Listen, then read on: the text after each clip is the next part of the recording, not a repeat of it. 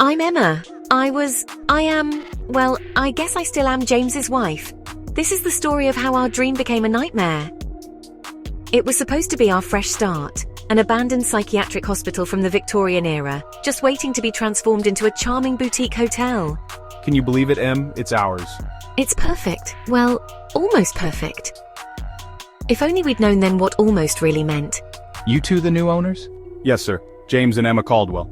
This place, it holds on to things. Memories. Souls even. You sure you're ready for that burden? We laughed it off then. Just a superstitious old man, we thought. God, how naive we were. We threw ourselves into the renovation. Every peeling wallpaper, every creaky floorboard. We saw it all as a challenge, not a warning. James, look, this must be original. It's gorgeous. Great find, honey. This place is going to be amazing when we're done. But even then, there were moments. Little things that should have tipped us off. That's weird. What is it? Nothing. Just, for a second I could have sworn I saw— Never mind. Must be the fumes. James, did you turn on the water main? Not yet. Why? No reason. We kept working, kept dreaming, but the house, it was already working on us. And then I found it, the box that changed everything. These poor people, they must have been so scared and alone. Hey, it's okay. We're giving this place new life, remember? There, a little memorial, to honor those who were here before. You're amazing, you know that? It was such a small gesture. How could we have known it would open the door to everything that came after? There, we're officially open for business. James, did you see that? See what? The locket. It's open, I swear I closed it. You're exhausted, Em. Maybe you just forgot. Maybe… James, are we doing the right thing here? Of course we are. This is our dream, remember? I know, but sometimes I feel like we're disturbing something we shouldn't. Emma, stop. We've put everything into this. Our savings, our time, our future. We can't back out now. I should have listened to that nagging feeling. Should have grabbed James and run far, far away from that place. Oh, come on. And just like that, our dream became a nightmare. One we're still trying to wake up from.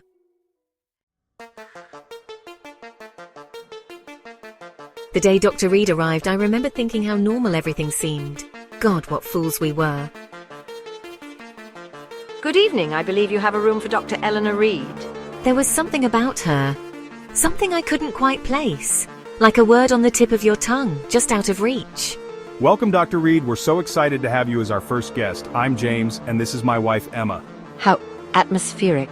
I do hope you've maintained some of the hospital's original charm. We've tried to balance preservation with comfort. Would you like a tour? Oh, that won't be necessary. I know this place quite well. The way she said it, it should have been our first warning, but we were so eager, so desperate for this to work.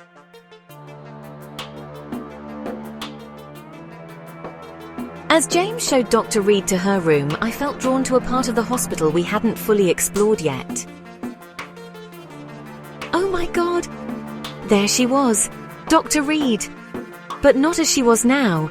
This photo, it was decades old, and she wasn't a doctor in it. She was a patient. James, we need to talk, now. Oh dear, how clumsy of me. 7 years bad luck, they say. The way she smiled when she said it, like she knew something we didn't. Like 7 years was nothing to her. We'll have dinner ready in the dining room soon. Wonderful, I do so look forward to it. This hospital, it has such a fascinating history. Did you know about the experimental treatments they used to perform here? We tried not to focus too much on that aspect when renovating. Oh, but it's all part of the charm, isn't it? The pain, the suffering, it seeps into the walls, becomes part of the very foundation. James, where's the fuse box? I think it's in the basement. Stay here, I'll go check. James. In that moment I knew, our dream of a fresh start, it had become a nightmare we might never wake up from.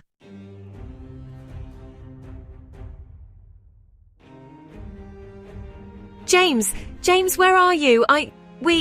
God, it's still hard to talk about what happened next. How do you describe your world unraveling? Your reality? Twisting? It was like being trapped in a nightmare we couldn't wake up from. No. This isn't real. This can't be real. Oh, but it is, Emma. It's more real than you know. We were mice in a maze. And Dr. Reed, she was the cat playing with us before the kill. And then, in the midst of the chaos, I found something. A clue that would change everything. Stay back, you're not real. We're as real as the guilt you carry, James. As real as the lives you've disturbed. You can't escape us. You can't escape yourself. And then I found it. The truth we'd been running from all along. Final entry, Dr. Eleanor Reed, 1972. They won't let me leave. I've become what I sought to cure. James. In those flames, I saw our past burning away, leaving only the terrifying unknown ahead. No, it can't be. James, Dr. Reed, she died here. Years ago. Emma, your grandmother, she worked here as a nurse. What? No, that's impossible. My family never mentioned... She was implicated in patient mistreatment. Emma, what if we're here because of her? What? No, that's impossible. My family never mentioned... She was implicated in patient mistreatment. Emma, what if we're here because of her? What if this is all connected? James, we need to get out of here. How can I trust you? How do I know you didn't know about this all along? What? James, how can you say that? I love you. Love in this place? Oh, my dears, you have no idea what real pain is, but you will. Your grandmother's sins have come full circle, Emma, and now you'll both pay the price. In that moment, falling into the abyss, I realized our love was being tested in ways we never imagined, and I wasn't sure we were strong enough to survive it. James, I'm scared. Me too, Em, me too, but we're in this together no matter what.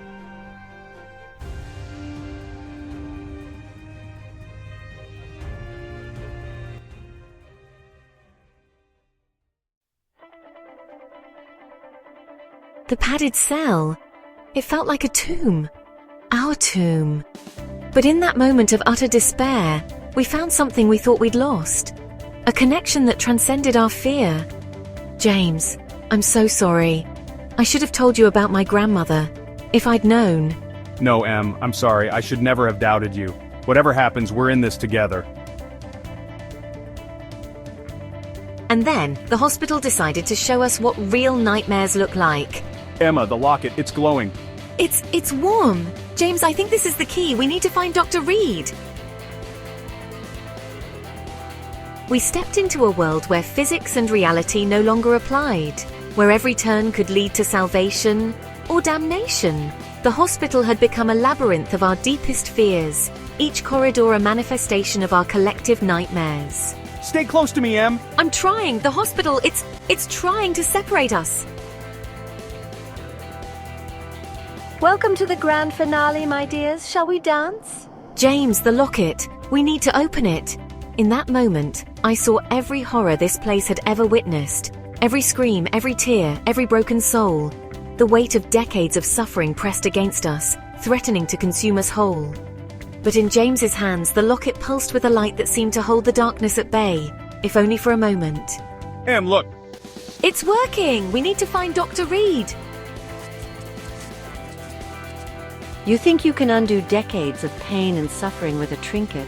This isn't about undoing Dr. Reed, it's about letting go. Please, let go. Never! We release you. We release you. Dr. Reed, please, let the pain go. You don't have to carry this burden anymore. You can't escape your past. It's in your blood, Emma, in these walls. You're right. We can't escape our past, but we can choose our future. Is it over? I think so. But James, I don't think we can stay here. We left that day, left behind our dream, our investment, but we took something far more valuable. We carried with us a newfound strength, a bond forged in the crucible of our shared nightmare. And as we stepped into the light, I realized that sometimes the greatest triumphs come from knowing when to let go. What do we do now? We live, James. We remember, and we make sure no one else has to carry this burden. The hospital stands empty now, a monument to pain, yes, but also to survival, to the strength of love in the face of unimaginable horror. And sometimes, late at night, I wonder, did we really escape? Or did we just take a piece of that nightmare with us? Whatever the case, James and I, we face it together. Because that's the thing about nightmares. They're a lot less scary when you're not alone.